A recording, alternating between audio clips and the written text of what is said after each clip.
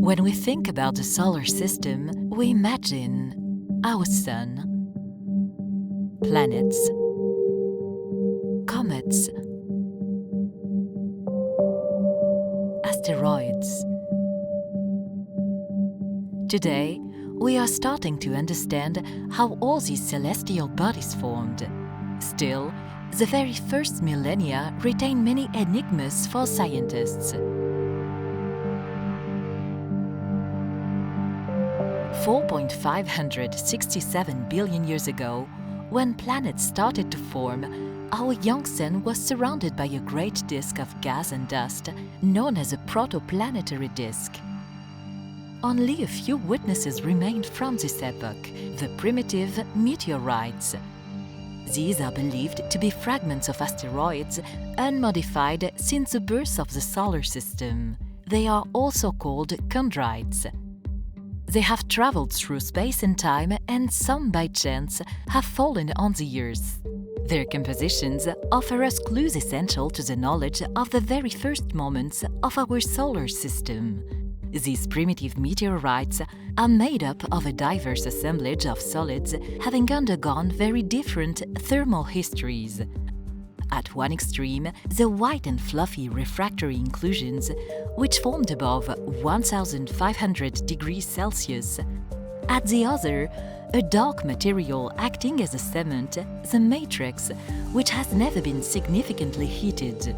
It is the most primitive material known, and it contains interstellar dust. The reasons a single body contains simultaneously components formed at high temperature and others formed at low temperature are still unknown.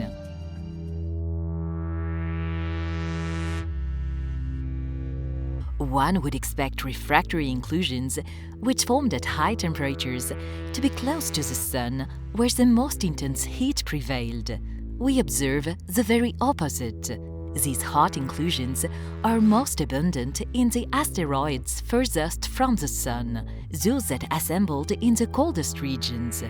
In order to solve this mystery, we need to go back in time. 4,567 billion years ago, there was only a dense core of a molecular cloud composed of gas and dust. This cloud contains all the elements that will later make up the bodies of our solar system. As a result of gravity, it collapses it on itself in a few hundreds of millennia and forms a protostar in its center.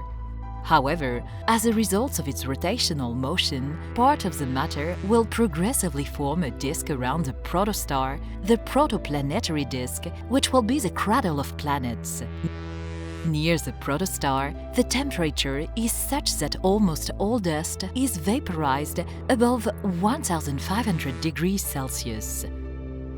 The young disk is continuously fed by infalling dust and gas. The temperature decreases with distance from the center.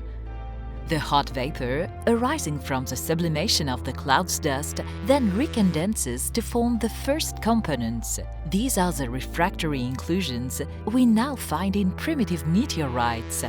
By convention, this time is considered as the birth date of the solar system. The evolution of the protoplanetary disk does not stop there, however. Cold dust in falling further out feeds the disk without being vaporized. The disk continues to spread, transporting hot dust and gas from the center towards the periphery. Cold dust follows the same motion. In the ensuing few million years, refractory inclusions mix with dust arrived further out to form asteroids. This dynamical mechanism explains the assemblage of hot refractory inclusions and cold matter in primitive meteorites, starting from interstellar matter. Close to the Sun, this matter vaporized and recondensed to form the first solids of the solar system. Further out, this matter remained cold. It mixed with the hot refractory inclusions and was then transported to the periphery. Meteorites are true time capsules from the dawn of the 4.5 billion years of our solar system. Their study has allowed us to devise a new model that links interstellar matter and the creation of our solar system.